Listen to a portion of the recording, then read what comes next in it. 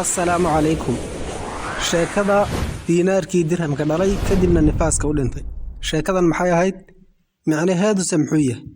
Halkan waa Ibdaac Show. Haddii aad hore noola socotay waad ku mahadsan tahay. Haddii aadan nala soconin nagu soo biir. Mahadsanid. Waxaa jiray nin la dhihi jiray Ashcaf. Wuxuu yidhi maalin maalmaha ka mid ah waxaa ii imaatay gabadh wadata diinaar. Waxay tidhi diinaarkan ammaanaha igu ahaada agtaada. Waa iga tagtay kadib diinaarkii waxaan dhigay joodarigayga hoostiisa. Maalmo kadib waa ii imaatay gabadhii. Waxayna tidhi waxaan rabaa diinaarkii inaad i siiso. Diinaarka agtiisa waxaan sii dhigay buu yidhi 1 dirham.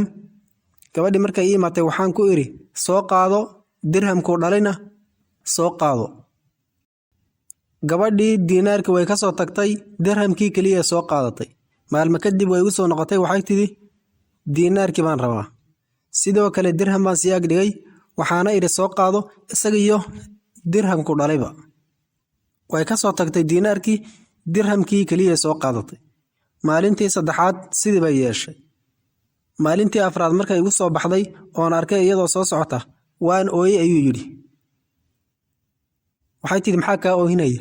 Waxaan idhi diinaarkaagii nifaaskiiba u dhintay. Ma noolo Allah ha u naxariisto. Gabadhii way yaabtay arrinta way qaadan weyday. Waxay tidhi diinaar see nifaas ugu dhimanaya? Waaba diinaari.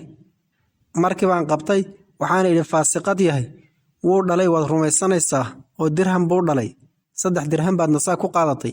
Nifaas buu u dhintayna ma rumaysanaysid. Dadku markasta waxay rumaystaan waxa uu qalbigoodu jecel yahay. Waxa ay naftoodu ka hesho.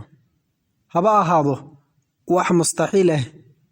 Sidoo kale waxa ay naftoodu diidan tahay markasta waxay raadiyaan sabab ay ku beeniyaan. Haba ahaado wax xaqiiqada u dhow ama xaqiiqaba ah.